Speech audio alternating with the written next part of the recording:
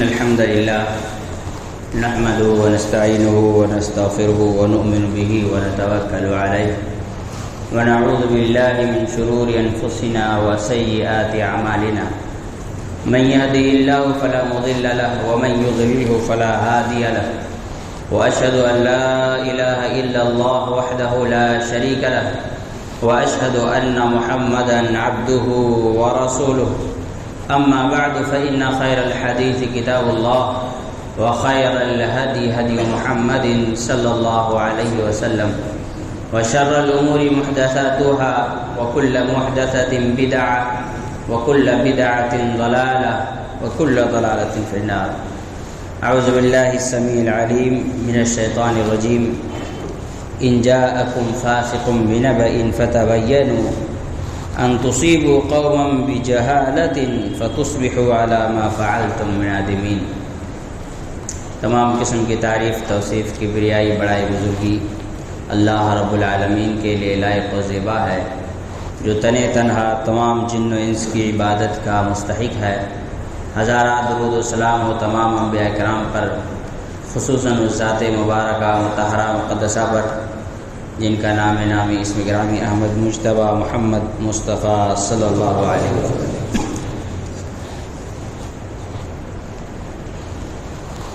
انسان کے بنیادی حقوق سے متعلق ہم باتیں کر رہے ہیں، اور اس سے قبل کے خطبہ میں ہم نے اس موضوع پر گفتگو کی تھی کہ اسلام میں انسان کے مال و دولت اور عزت کی حفاظت کو بڑا ہی اہمیت اور قدر و منزلت کی نگاہ سے دیکھا ہے، اور بھی بہت سارے انسان کے بنیادی حقوق ہیں جس پر باتیں انشاءاللہ آتی رہیں گی. لیکن ایک اہم ترین بات جسے ہم انسان کے عزت کے تحفظ کے ساتھ جوڑ کر دیکھتے ہیں وہ ہے اظہار رائے کی آزادی، فریڈم آف ایکسپریشن. یہ ایک ایسا مسئلہ ہے جس کا پوری دنیا میں سب سے زیادہ غلط استعمال ہوتا ہے، مس یوز ہوتا ہے. کبھی کوئی قرآن کے خلاف باتیں کرتا ہے، کبھی کوئی نبی صلی اللہ علیہ وسلم کے خلاف باتیں کر دیتا ہے، کبھی کوئی اسلام کے کسی اہم ترین عقیدے یا عمل کے خلاف باتیں کرتا ہے، اور حوالہ یہ دیا جاتا ہے کہ جی انسان کو اپنی رائے دینے کی پوری آزادی ہے، ایکسپریشن کی پوری فریڈم انسان کو حاصل ہے، تو ہم بس وہی کر رہے ہیں. دنیا میں دو طرح کے بنیادی طور پر ممالک پائے جاتے ہیں یا اس سے ملتے جلتے ہیں. ایک ایسا ملک ہوتا ہے جہاں سربراہ کو ووٹ کے ذریعے متعین کیا جاتا ہے، ووٹنگ سسٹم ہوتی ہے. اور کچھ ایسے ہیں جہاں بادشاہت ہے، ووٹنگ سسٹم ہے ہی نہیں. تو اب دیکھیں گے جن ممالک میں ووٹنگ سسٹم ہے ان ملکوں میں فریڈم آف ایکسپریشن کی بات، اظہار رائے کی آزادی کی بات کو بہت زیادہ اہمیت دی جاتی ہے، اور یوں بتایا جاتا ہے جیسے اس کے بغیر انسان زندہ ہی نہیں رہ سکتا ہے. اور وہ ممالک جہاں بادشاہت ہوتی ہے، خاندانی وراثت میں لوگ حاکم بنتے جاتے ہیں، وہاں اس کی کوئی خاص حیثیت ہے بھی نہیں. اور بہت سے ملکوں میں تو یہ رائے زنی کی جو آزادی ہے یہ نہیں کے برابر ہے کہ آپ کسی بھی معاملے میں رائے نہیں دے سکتے ہیں، ورنہ آپ کو اٹھا کر جیل میں ڈال دیا جائے گا، آپ کو سزائیں دی جائیں گی. بہت سے ممالک ہیں دنیا میں. اسلام کی نظر میں کسی بھی انسان کو رائے رکھنے کا حق حاصل نہیں ہے.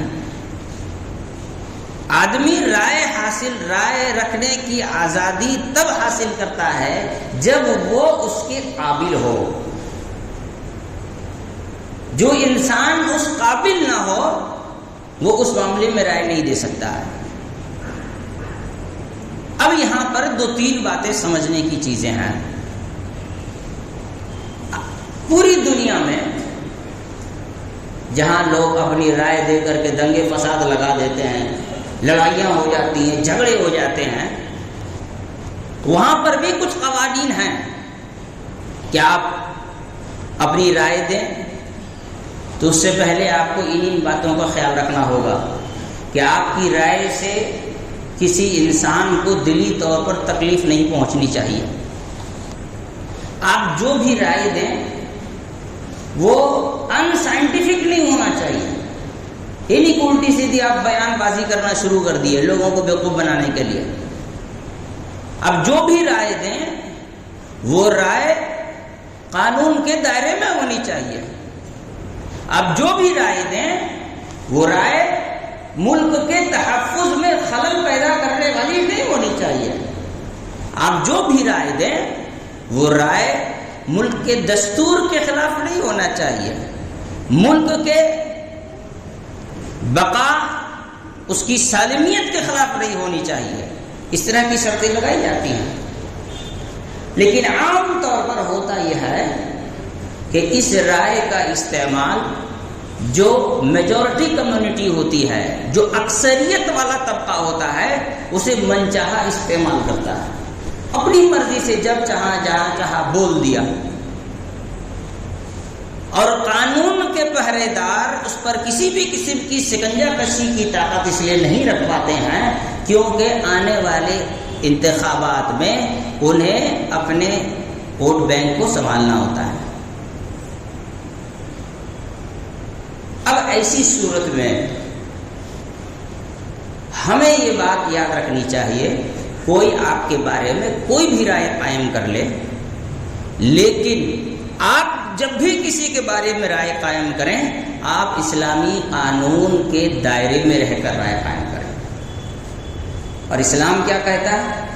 قرآن مجید میں اللہ رب العالمین نے ارشاد فرمایا کہ ان جاءکم فاسق بنبأ فتبینوا، آپ کے پاس جب بھی کوئی خبر لے کر کے ایسا آدمی آئے جو قابل اعتماد نہ ہو، موجودہ دور میں دنیا کی پوری میڈیا قابل اعتماد نہیں ہے، جو قابل اعتماد نہ ہو، فاسق ہو، فتبینوا، تو سب سے پہلا اسٹیپ آپ کا یہ ہونا چاہیے کہ آپ تحقیق کریں، جانچ پڑتال کریں، اس بات کو سمجھنے کی کوشش کریں کہ یہ جو بات آئی ہے یہ کہاں تک صحیح اور کہاں تک درست ہے۔ آج دنیا میں جتنے لوگ اسلام کے خلاف اپنی باتیں بیان کرتے ہیں اور کہتے ہیں جی انسان کو اپنی رائے دینے کا حق حاصل ہے، ان تمام لوگوں میں 95% ایسے لوگ ہیں جنہوں نے اسلام کو پڑھا ہی نہیں ہے، اسلام کو جانا ہی نہیں ہے، اسلام کو سمجھا ہی نہیں ہے۔ کسی نے کہہ دیا اسی کو وہ بھی کاپی پیسٹ کر رہے ہیں، ان کے بڑوں نے کہا وہ اسے آگے بڑھا رہے ہیں، اس کے علاوہ انہیں اسلام کے بارے میں کوئی جانکاری نہیں ہے۔ فتبینوا، تحقیق کرو، جانچ پڑتال کرو، معلومات حاصل کرو، رائے دینے سے پہلے رائے دینے کے قابل بنو۔ ابھی 6-7 مہینہ یا 1 سال کے اندر کا واقعہ ہے، یو پی کے نیتا جی تھے، نیتا مطلب کوئی لیڈر، سیاسی لیڈر، انہوں نے ہائی کورٹ میں اپلیکیشن دائر کیا، الہ آباد ہائی کورٹ میں، کہ ہمیں یہ جاننے کا حق حاصل ہے کہ تاج محل کے کچھ کمروں میں تالے کیوں لگے ہیں، اس کے اندر کیا راز پوشیدہ ہے۔ تو ہائی کورٹ کے جج نے کہا جاؤ ریسرچ کرو، پڑھو، ایم اے کرو، ایم فل کرو، پی ایچ ڈی کرو، ایک ہسٹورین کے طور پر تمہاری حیثیت کو پہلے منواؤ دنیا کو، اس کے بعد ہمارے پاس آنا، پھر ہم تم کو روم کھلوا کر کے دیں گے، تب جا کے تم تحقیق کرنا وہاں کیا ہے۔ تو دستور اور قانون کے نظر میں اپنی رائے قائم کرنے کے لیے، کسی بھی مسئلے میں اپنی زبان کھولنے کے لیے پہلے آپ کو اس قابل بننا ہے۔ بنا آپ کے اندر قابلیت کے آپ کسی مسئلے میں رائے دینے کے حیثیت کے نہیں ہے، آپ کو رائے دینے کا حق حاصل نہیں ہے۔ یہ ایسا نہیں کہ کوئی بھی آدمی کوئی بھی رائے دینا شروع کر دے. انسان کے اندر پہلے وہ قابلیت ہونی چاہیے، وہ صلاحیت ہونی چاہیے. اسی لیے اللہ رب العالمین نے فرمایا فتبینوا، جانچ پڑتال کرو. بھائی جانچ پڑتال کرنے کی، تحقیق کرنے کی صلاحیت تو پہلے ہونی چاہیے. پھر اللہ رب العالمین نے آگے فرمایا کہ اگر تم ایسا نہیں کرتے ہو، جانچ پڑتال نہیں کرتے ہو، تحقیق نہیں کرتے ہو، معلومات حاصل نہیں کرتے ہو، کسی بھی چیز پر تم رائے دینے کے لیے فوراً کھڑے ہو جاتے ہو، تو فتصبحوا علی ما فعلت ان تصیبوا قوما بجہالۃ، جہالت کی بنیاد پر تم کسی قوم کے بارے میں زبانی طور پر، جسمانی طور پر یا کسی بھی اعتبار سے ایسے اعمال کر جاؤ گے کہ فتصبحوا علی ما فعلتم نادمین، تمہیں مستقبل میں اپنے اس کیے ہوئی حرکت پر شرمندہ ہونا پڑے گا، چاہے اس دنیا میں ہو یا آخرت میں ہو. بنا تحقیق کے، بنا کچھ جانکاری کے آپ رائے دیں گے تو اس دنیا میں نہیں تو آخرت میں آپ کو شرمندہ ہونا ہوگا. عمر بن الخطاب رضی اللہ تعالی عنہ کا ایک بڑا مشہور قول ہے کہ کسی بھی انسان کے بارے میں آپ اگر اچھے یا برے کی تحقیق کرنا چاہتے ہیں، رائے قائم کرنا چاہتے ہیں، تو 3 میں سے ایک کام ہونا چاہیے. یا تو آپ اس کے پڑوسی ہوں، یا آپ نے اس کے ساتھ لین دین کیا ہو، کاروبار کیا ہو، یا آپ اس کے ساتھ سفر کیے ہوں. تبھی جا کر کے آپ اس انسان کے اچھائیوں، برائیوں، اس کے اندر جو مثبت اور منفی چیزیں ہیں، ان تمام چیزوں کے بحث عربی زبان میں تحقیق کے لیے استعمال ہوتا ہے. بحث مطلب تحقیق کے قابل ہوں گے، تبھی جا کر آپ اس کے بارے میں رائے قائم کرنے کے حق رکھیں. دنیا میں اسی رائے زنی کے حقوق کے نام پر نبی کریم صلی اللہ علیہ وسلم، صحابہ اکرام، اسلام، عقائد اسلام، قرآن مجید، ان تمام چیزوں پر جتنا زیادہ ضرب لگانے کی کوشش کی گئی ہے، اللہ رب العالمین کے فضل و کرم سے اس سے اسلام کو کبھی نقصان نہیں ہوا. یہاں پر ایک بات میں اور بتانا چاہتا ہوں، کوئی آدمی آپ کے بارے میں اگر غلط رائے اپنے دل میں رکھتا ہے تو اس سے آپ کو کوئی نقصان نہیں ہوگا. میں بڑے ٹھیٹ اور عام انداز میں ایک بات کہتا ہوں کہ آپ کو کوئی اگر بیل کہہ دے تو آپ کو سینگ نہیں نکل آئیں گے، آپ انسان ہی رہیں گے. کوئی آدمی آپ کو اگر بیل کہہ دے تو اس کا مطلب تھوڑی کہ آپ کو سینگ نکل آ جائیں گے، آپ انسان ہی رہیں گے نا. تو کسی انسان کا آپ کے بارے میں غلط رائے قائم کرنے سے آپ کو کبھی نقصان نہیں ہوگا، یہ بات آپ یاد رکھیے. کسی انسان کا اس دنیا میں اسلام کے بارے میں، نبی صلی اللہ علیہ وسلم کے بارے میں یا اللہ کے بارے میں غلط رائے قائم کر لینے سے ان کی عظمت میں، ان کے تقدس میں کوئی کمی نہیں ہونے والی ہے. لیکن یہاں یہ بات جاننا بھی ضروری ہے کہ کوئی آدمی اگر اسلام کے بارے میں، دین کے بارے میں غلط رائے قائم کرتا ہے تو ایسی صورت میں ضروری ہے کہ آپ اس کا دفاع کریں. کیسے دفاع ہونا چاہیے؟ اللہ رب العالمین نے قرآن مجید میں ارشاد فرمایا ادعو الی سبیل ربک بالحکمہ والموعظۃ الحسنہ وجادلہم باللتی ہی احسن. آپ لوگوں کو اللہ رب العالمین کی راہ کے جانب دعوت دیں. الی سبیل ربک، اللہ رب العالمین کی راہ کے جانب دعوت دیں. دعوت آپ کی اللہ رب العالمین کی راہ کے جانب ہونی چاہیے، فلاں فلاں فلاں فلاں کی طرف نہیں ہونی چاہیے. ان ربی علی صراط مستقیم، قرآن مجید میں کہا کہ میرا رب جو ہے وہ سیدھے راستے پر، صراط مستقیم پر ہے. اسی سے چلنے سے جا کر اللہ تعالیٰ سے ملاقات ہوگی، اسی سے چل کر کے آدمی اللہ رب العالمین کی رضا اور خوشنودی کو پائے گا.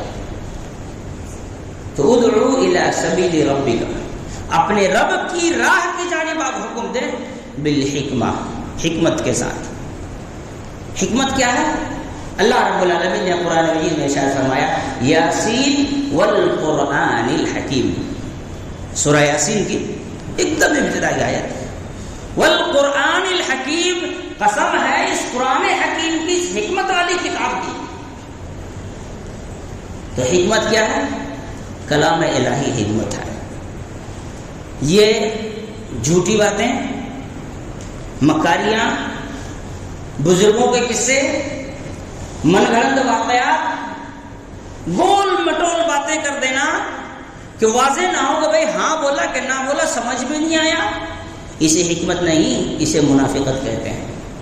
اسے حکمت نہیں، اسے منافقت کہتے ہیں۔ حکمت کیا ہے؟ والقرآن الحکیم۔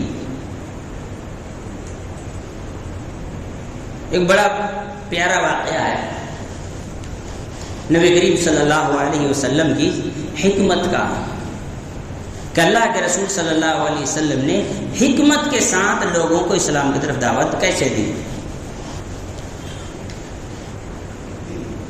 ایک آدمی مکہ آیا، مسلمان ہوا، مسلمان ہونے کے بعد اپنے قوم کے لوگوں کو جا کر کے دعوت و تبلیغ کر رہا ہے۔ اب وہاں کے لوگ مسلمان نہیں ہوئے، انہیں بڑی دکھ اور تکلیف ہوئی۔ وہ آئے، آ کر نبی کریم صلی اللہ علیہ وسلم سے کہتے ہیں اے اللہ کے رسول صلی اللہ علیہ وسلم، میرے قوم کے لوگوں کے لیے آپ دعا کر دیجیے۔ اللہ کے رسول صلی اللہ علیہ وسلم نے کیا کہا؟ اللہم اہدی قوم دوس، اے اللہ تو قبیلہ دوس کے لوگوں کو ہدایت دے۔ پھر ان سے کہا کہ اب جا کر کے تم دعوت و تبلیغ کرو۔ تو دعوت میں حکمت ہو، حکمت کا پہلا اسٹیپ ہے کہ آپ اس کو دعوت دیں، اس کے لیے ہدایت کی دعا کریں کہ اللہ میں فلاں آدمی کو سمجھانے جا رہا ہوں، دین بتانے جا رہا ہوں، اسلام کی تبلیغ کرنے جا رہا ہوں، تو اسے ہدایت دیں۔ سب سے پہلی چیز، کیونکہ الدین النصیحہ، دین خیر خواہی کا نام ہے، اور خیر بنا دعا کے حاصل ہی نہیں ہو سکتی ہے۔ دعا کرنا سامنے والے کے لیے، یہ اللہ کے رسول صلی اللہ علیہ وسلم کی حکمت کا ایک چھوٹا سا مثال ہے۔ اور بھی بہت ساری مثالیں ہیں۔ سامنے والے کے اعتبار سے حکمت میں تبدیلی بھی ہوتی ہے، لیکن ہم اس تفصیل میں بھی نہیں جانا چاہتے۔ ادعو الی سبیل ربک بالحکمہ والموعظۃ الحسنہ، بہترین نصیحتوں کے ذریعے۔ جھوٹی باتیں کبھی بہترین نہیں ہوتی، آدھی سچی باتیں کبھی بہترین نہیں ہوتی۔ اللہ رب العالمین نے پورے قرآن مجید میں کبھی بھی کسی بھی معاملے میں آدھی سچی باتیں اور جھوٹی باتیں نہیں بیان کیا۔ جتنی بھی باتیں ہیں ساری کی ساری سچی ہیں۔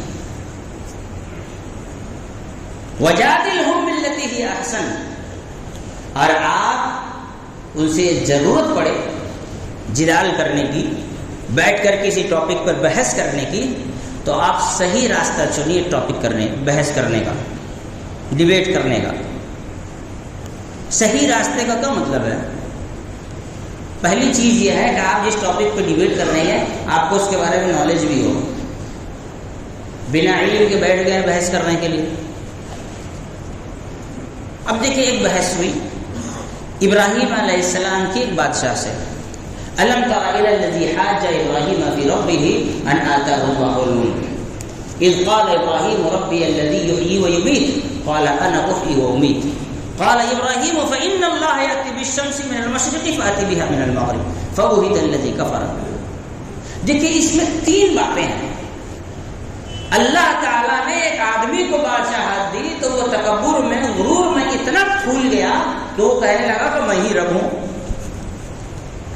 ابراہیم علیہ السلام نے کہا کہ میرا رب تم نہیں ہو، میرا رب وہ ہے جو زندگی اور موت کا مالک ہے۔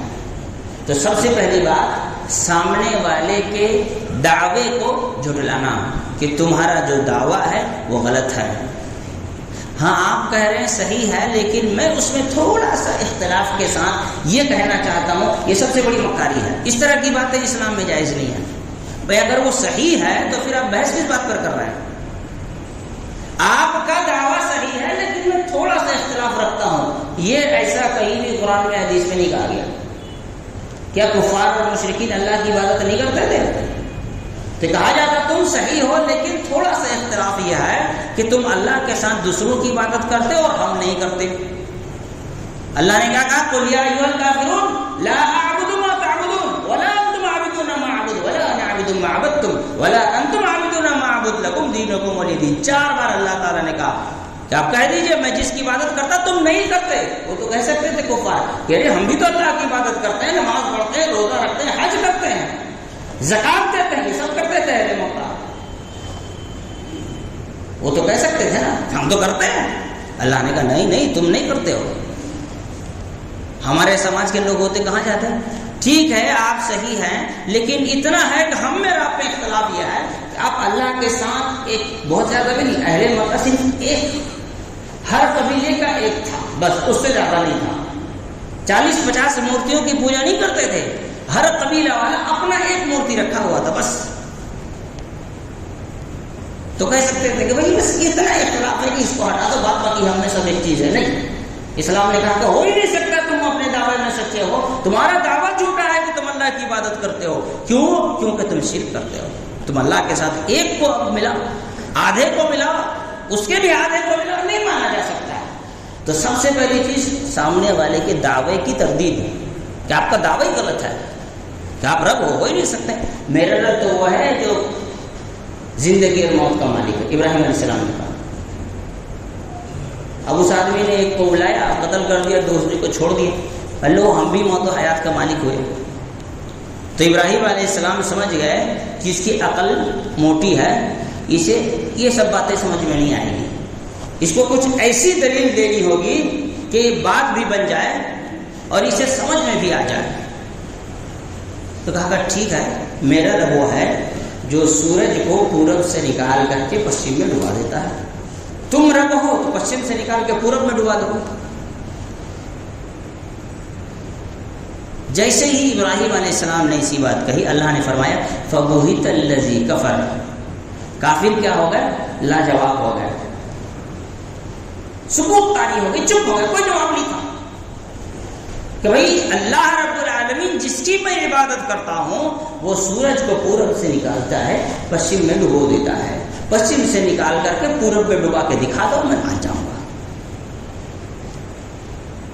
شیخ الاسلام مولانا ثناء اللہ امرتسری رحمۃ اللہ علیہ کا ایک واقعہ ہے. کچھ لوگ حدیث کا انکار کیے ہوئے تھے، اب ان سے ان کا مناظرہ طے ہوا. وہ مناظرہ کرنے آئے تو جو حدیث کا انکار کرنے والے تھے وہ لمبی تگڑی تقریر کیے جا رہے ہیں. پوری تقریر ختم ہو گئی تب مولانا ثناء اللہ امرتسری رحمۃ اللہ علیہ اسٹیج پر آئے، بیٹھ کے سن رہے تھے.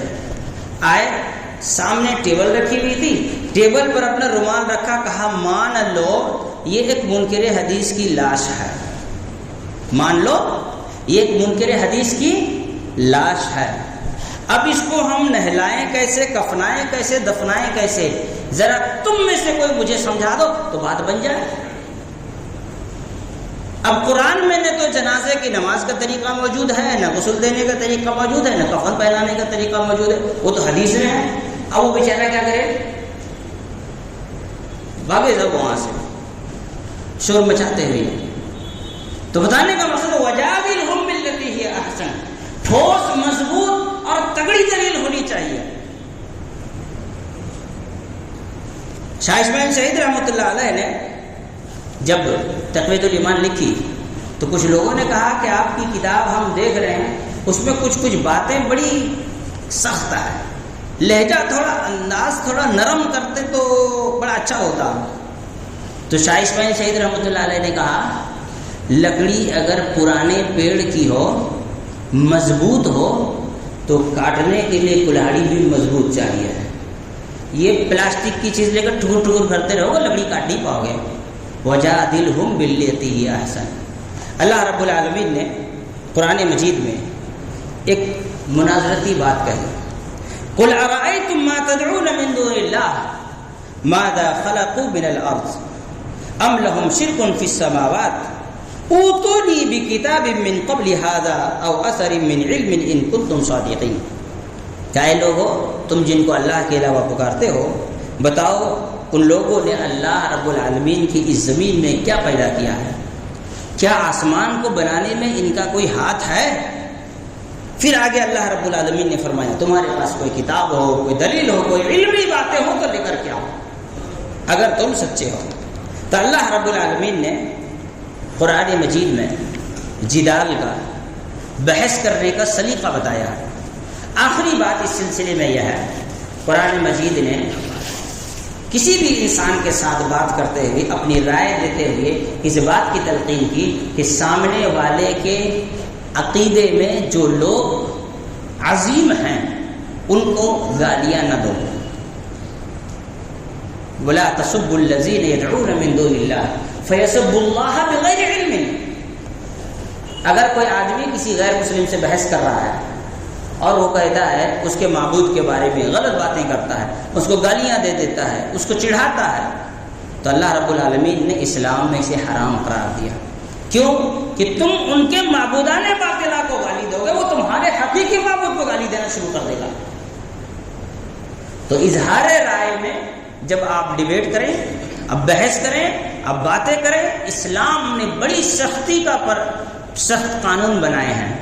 آپ کے پاس علم ہو، آپ اس کے قابل ہو، آپ کے اندر صلاحیت ہو، ساتھ ہی ساتھ جب بات ہو تو بات ٹھوس ہو، مضبوط ہو، دلیل کے ساتھ ہو، بے دلیل باتیں نہ ہو، اوٹ پٹانگ باتیں نہ ہو.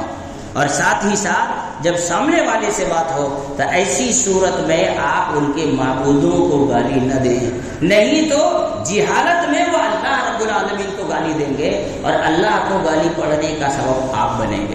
اللہ رب العالمین سے دعا اللہ تعالیٰ ہم تمام لوگوں کو سمجھ کی توفیق عطا فرمائیں. اقول قولی ھذا واستغفر اللہ لی ولکم ولسائر المسلمین من کل ذنب واستغفروہ انہ هو الغفور الرحیم.